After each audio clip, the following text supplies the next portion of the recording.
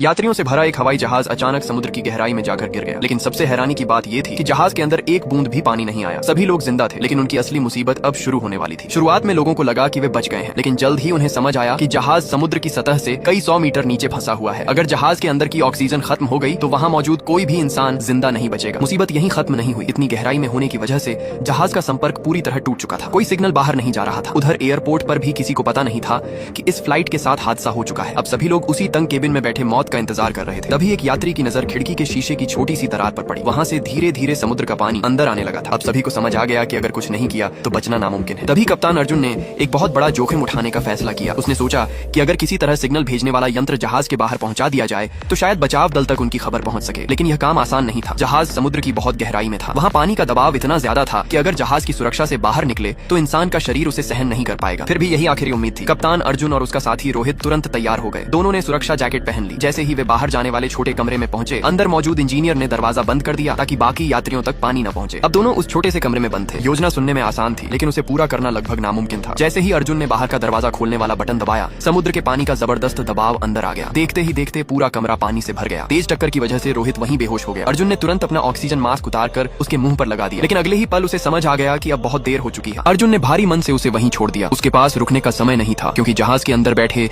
दर्जनों लोगों की जिंदगी अब उसी पर टिकी थी। वह पूरी ताकत से तैरता हुआ सिग्नल भेजने वाले यंत्र तक पहुंचा। उसने बैग खोला और उसे समुद्र के ऊपर भेजने की कोशिश की। काम पूरा होते ही अर्जुन खुद भी मुश्किल में फंस गया। उसके पास ऑक्सीजन लगभग खत्म हो चुकी थी। वह पूरी ताकत से ऊपर की ओर तैरने लगा। हर पल उसे लग रहा था कि अब उसकी सांस टूट जाएगी, लेकिन किस्मत ने उसका साथ दिया। आखिरी पल में वह सुरक्षित जगह तक पहुंच गया और उसकी जान बच गई। इसके बाद अर्जुन तुरंत उस बचाव वाली नाव पर चढ़ गया। उसने फौरन इमरजेंसी बटन दबाया, लेकिन उसकी सारी ताकत खत्म हो चुकी थी। वह वहीं दरवाजे के पास गिर पड़ा और बचाव दल का इंतजार करने लगा। उसी समय अभ्यास कर रहा एक नौसेना का जहाज इस अजीब से मदद वाले सिग्नल को पकड़ लेता है। बिना देर किए बचाव दल को वहां भेजा जाता है। कुछ ही देर बाद बेहोशी की हालत में पड़े अर्जुन को सुरक्षित बाहर निकाल लिया जाता है। होश में आते ही अर्जुन ने बताया कि समुद्र की गहराई में पूरा हवाई जहाज फंसा हुआ है और उसके अंदर अभी भी सभी यात्री जिंदा हैं। ये बात सुनते ही वहां मौजूद अधिकारी समझ गए कि मामला बहुत गंभीर है। उन्होंने तुरंत सभी जवानों को बचाव अभियान के लिए तैयार होने का आदेश दिया। लगातार कोशिशों के बाद आखिरकार बचाव दल को समुद्र की गहराई में डूबा हुआ हवाई जहाज मिल गया। लेकिन जो नजारा उन्होंने देखा उसे देखकर हर कोई हैरान रह गया। किसी को यकीन नहीं हो रहा था कि इतनी गहराई में फंसे लोग अभी तक जिंदा हैं। लेकिन असली मुश्किल अब शुरू होने वाली थी। अगर जहाज का ढांचा जरा भी टूट जाता तो समुद्र का पानी पल भर में पूरे केबिन में भर जाता और अंदर बैठे किसी भी इंसान का बचना नामुमकिन हो जाता। काफी देर तक सोचने के बाद